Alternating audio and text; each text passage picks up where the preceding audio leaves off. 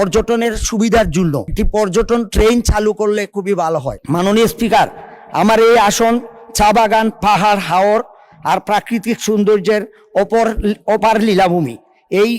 এটি বাংলাদেশের চায়ের রাজধানী হিসেবে পরিচিত। এই অঞ্চল শুধু অর্থনীতির নয়, পরিবেশ ও পর্যটনের দিকে অত্যন্ত গুরুত্বপূর্ণ। মাননীয় সদস্য, দেখে দেখে পড়া অ্যালাউড না সংসদে।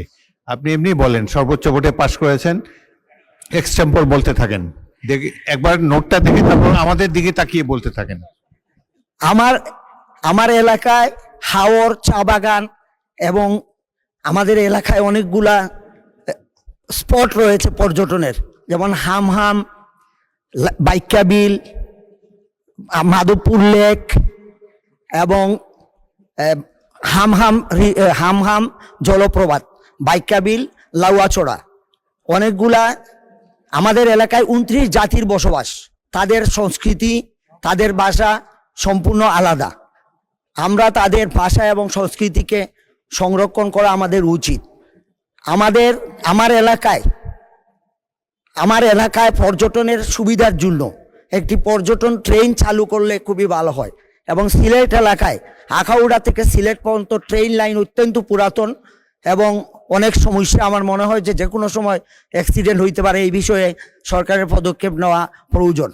আমার পর্যটন এলাকার জন্য আমি একটি মাস্টার প্ল্যান চাই, যাতে আমাদের এই এলাকায় যেহেতু বিভিন্ন জাতিগোষ্ঠী, মণিপুরি, খাসিয়া, ত্রিপুরা, অনেক ধরনের জাতির বসবাস, 29 জাতির বসবাস। তাদেরকে দেখার জন্য অনেকেই এটাকে বিদেশিদের অনেক আকৃষ্ট এই এলাকায়। তো সেই জন্য আমি এই এলাকায় পর্যটনের একটি মাস্টার প্ল্যান চাই। আমার এলাকা শমশনগরে একটি যুদ্ধ বিধ্বস্ত বিমান ঘাঁটি আছে। আমরা এই বিমানকে পুনরায় চালু করার জন্য আমি পর্যটন মন্ত্রীর কাছে আকুল আহ্বান জানাই। স্বাস্থ্য খাতের উন্নয়ন বিষয়টি অত্যন্ত জরুরি। পর্যটন হওয়ায় আমার শ্রীমঙ্গলে বর্তমানে 50 শয্যা বিশিষ্ট একটি হাসপাতাল আছে। এটাকে আমি 100 শয্যা বিশিষ্ট করতে চাই এবং কমলগঞ্জেও একটি 50 শয্যা বিশিষ্ট আছে। এখানে আমরা 100 শয্যা বিশিষ্ট হাসপাতালে উন্নীত করলে এলাকার মানুষের অনেক উপকার হবে।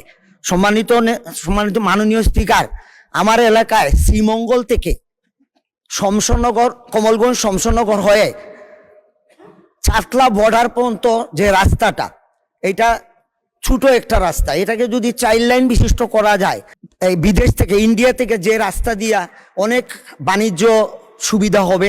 এই জন্য আমি এই রাস্তাকে 4 লাইনে উন্নীতকরণের জন্য আশা পোষণ করছি।